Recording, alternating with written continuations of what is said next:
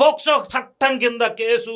అయితే ఇప్పుడు దీని మీద జరుగుతున్న ఇంకొక విమర్శ ఏంటంటే, బాగా పలుకుబడి ఉండి రాజకీయవేత్తల కొడుకులు వాళ్ళ ఇన్ఫ్లుయెన్స్ వల్ల ఈ పోక్సో చట్టం కింద కేసు పెట్టినప్పటికీ బాధితురాలికి న్యాయం జరగకుండా ఎందుకు డిలే అవుతుంది?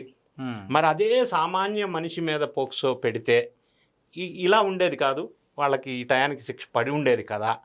ఇటువంటి రకరకాల ప్రతి విమర్శలు జరుగుతున్నాయి. అయితే మనం రాజకీయాల జోలి వెళ్లకుండా ఇన్ఫర్మేటివ్గా ఎక్కువ మందికి తెలియని అంశాలు తెలిసిపించే ప్రయత్నం చేద్దాం. సో మీరు అడిగినట్టుగా పోక్సో అనగలనే జనరల్గా ఒక అభిప్రాయం ఏముంటుందంటే అది బాలికలకి అప్లికబుల్ అని. అంటే మైనర్ బాలికలకి 18 years బిలో ఉన్నటువంటి బాలికలకి అప్లికబుల్ పోక్సో చట్టం.